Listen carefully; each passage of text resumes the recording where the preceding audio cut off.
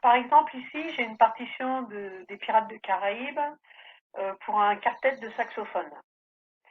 J'ai donc les saxophones les plus aigus, hein, soprano, puis on va vers les plus graves, alto, ténor et baryton. Ces instruments sont des instruments transpositeurs. Ça veut dire que la note jouée, un La ici, euh, est en réalité une note différente au piano. Le sax soprano est un instrument en si bémol, comme le ténor.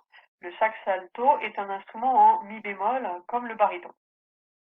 Et il se trouve que, par exemple, cette partition, qui est écrite pour les 4 instruments-là, dans mon groupe, par exemple, ben, j'ai bien un sax soprano, un alto, un ténor, mais je n'ai pas de sax baryton, qui est un instrument assez gros et lourd. Par contre, j'ai une trompette à la place. Alors du coup, je vais vouloir introduire la partition d'une trompette à la place du baryton.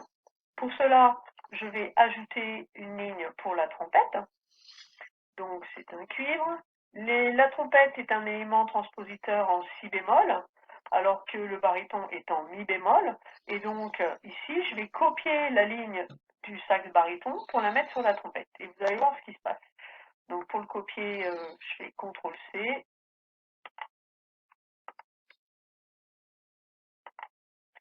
et CTRL-V.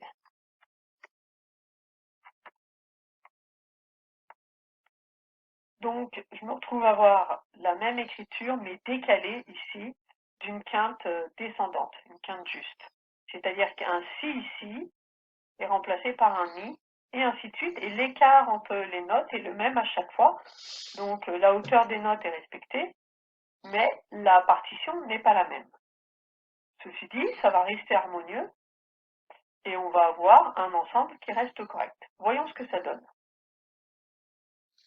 Je vais supprimer mon sax baryton et comparer la partition jouée avec la trompette qui a remplacé le sax baryton avec la partition initiale.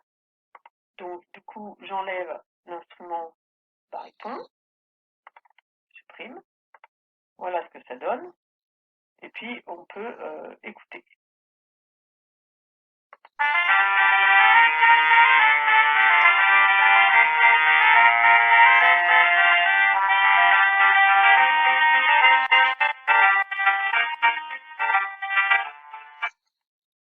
On peut comparer, avec la version originale.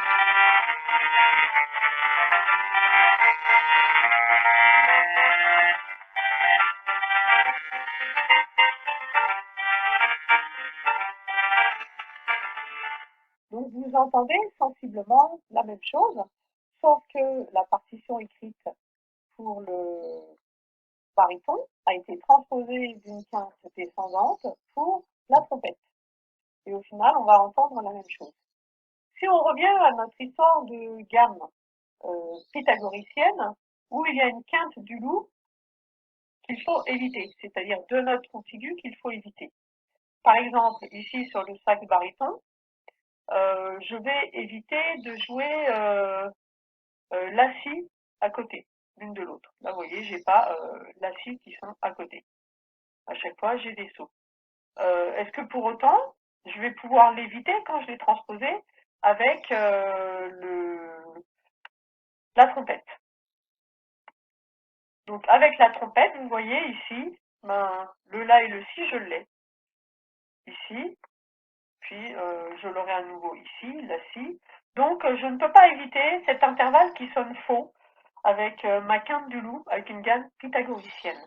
Donc il faut que je trouve un système pour pouvoir composer sans avoir à chaque fois à modifier la quinte du loup selon l'instrument qui est joué.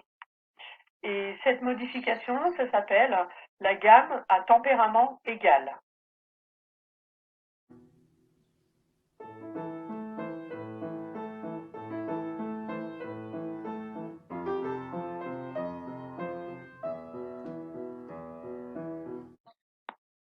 Alors, je vous rappelle l'enjeu. Il s'agissait de savoir comment, d'une gamme pythagoricienne, je pouvais éviter la quinte du loup.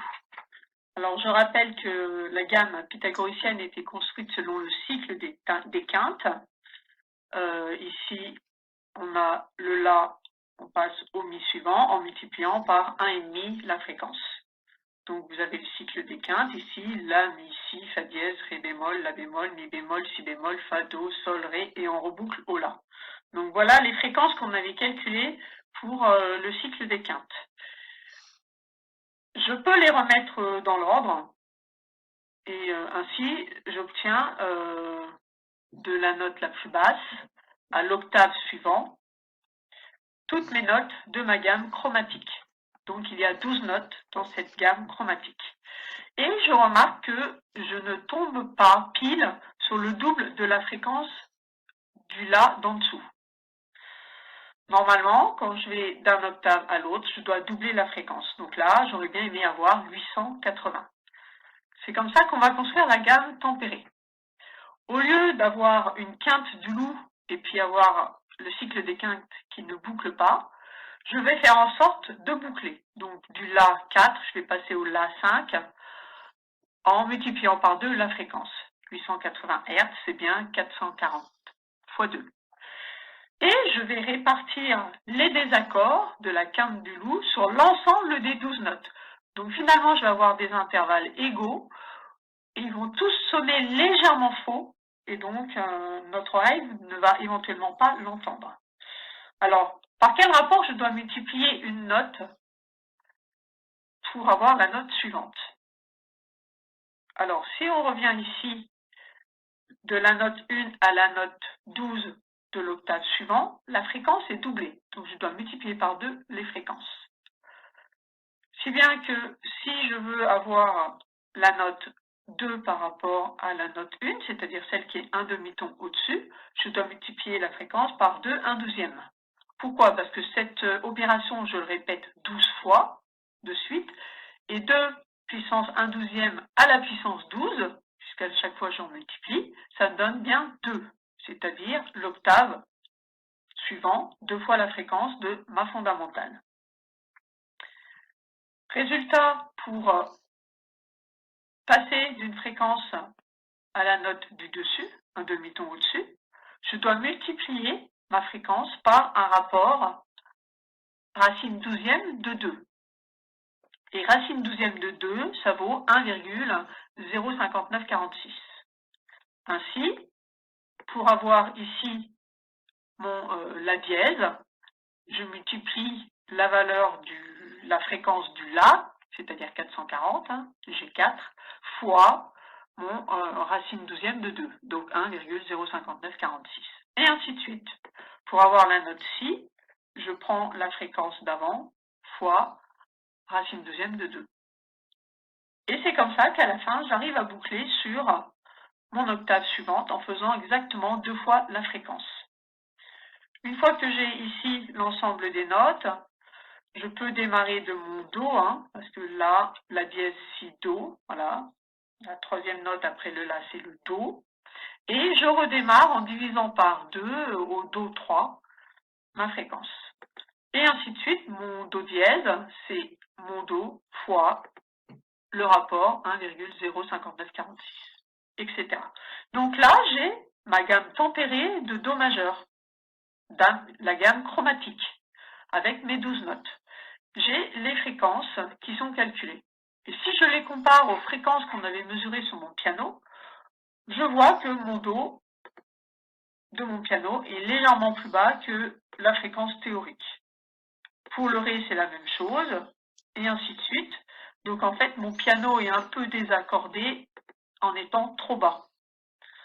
Ça fait longtemps que je ne l'avais pas accordé, il suffit de tendre un peu les cordes pour retrouver les fréquences théoriques et avoir un piano qui sonne bien. Donc voilà comment se construit ma gamme tempérée. On a réparti de façon équitable les fréquences sur l'ensemble des intervalles, donc les intervalles de ma gamme chromatique à 12 notes sont tous égaux.